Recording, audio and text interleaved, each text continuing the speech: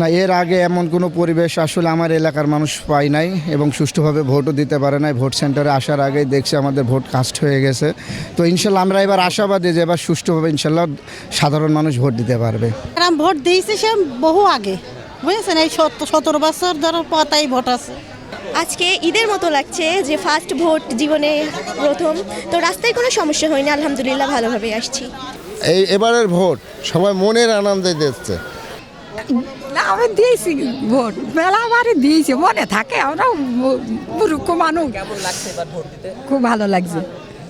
অবশ্যই শান্তিপূর্ণ অনেক কিছু মনে হচ্ছে এবং আমাদের প্রত্যাশা অনেক কিছু আছে সরকারের কাছে। আশা করা যায় যে সেগুলো আমরা সুষ্ঠুভাবে পাবো। ত্রয়োদশ জাতীয় সংসদ নির্বাচন, সেই নির্বাচনের কিন্তু আনুষ্ঠানিকতা কিন্তু শুরু হয়েছে সকাল 7:30টায়। আমরা বিভিন্ন কেন্দ্রে এখন পর্যন্ত ঘুরে দেখেছি, সেখানে কিন্তু উৎসবমুখর পরিবেশে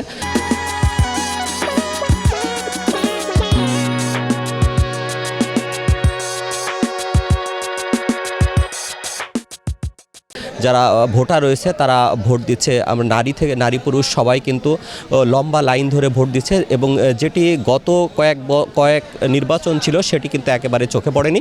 এইবার সেইটা থেকে বেরিয়ে আমরা উৎসবমুখর পরিবেশে ভোট দেখেছি এবং সাধারণ মানুষের উপস্থিতিতে কিন্তু একেবারে চোখে পড়ার মতো। আমরা এখন যে কেন্দ্রটি আছি সেই কেন্দ্রটি হচ্ছে চুয়াডাঙ্গা 2 আসনের একটি কেন্দ্র। এই আসনটি হচ্ছে আন্দুলবাড়িয়া সরকারি বালিকা বিদ্যালয়। এই বিদ্যালয়ে কিছুক্ষণ আগেই অর্থাৎ সকাল 8টায় ভোট দিয়েছেন বিজিএমের সভাপতি এবং চুয়াডাঙ্গা জেলা বিএনপির সভাপতি মাহমুদ হাসান খান বাবু, এবং তিনি কিন্তু ভোট দিয়ে কিছুক্ষণ আগেই বেরিয়ে গেছেন এবং সাধারণ মানুষের সাথে তিনি কথা বলেছেন। আমরা যে কেন্দ্রটি রয়েছি এই কেন্দ্রে মোট ভোটার সংখ্যা 3686, নারী ভোটার রয়েছে 1849 জন এবং পুরুষ ভোটার রয়েছে 1837 জন। এখানে যিনি প্রিজাইডিং অফিসার রয়েছে তার সাথে কথা বলেছি, তিনি যেটি বলছে যে এখানে এখন পর্যন্ত পরিবেশ একেবারে উৎসবমুখর রয়েছে, কোনো অনাকাঙ্ক্ষিত ঘটনা ঘটেনি।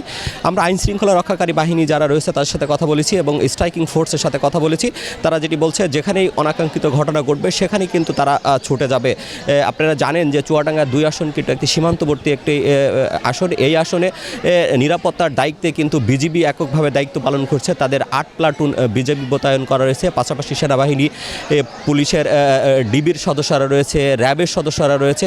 অর্থাৎ নিশ্চিদ্র নিরাপত্তা ব্যবস্থায় কিন্তু এই এলাকাটি একেবারে গ্রহণ করা হয়েছে। আমরা যেখানে গিয়েছি সেখানেই কিন্তু সাধারণ মানুষের স্বতঃস্ফূর্ত একেবারে অংশগ্রহণ দেখেছি এবং তারা এই নির্বাচনের উপলক্ষে কিন্তু মুখিয়ে ছিল তারা ভোট দেওয়ার জন্য। আজকে তারা ভোট দিচ্ছে এবং তাদের যে উপস্থিতি সেটা কিন্তু একেবারে চোখে পড়ার মতো। তো এই ছিল চুয়াডাঙ্গা থেকে এখন পর্যন্ত সর্বশেষ।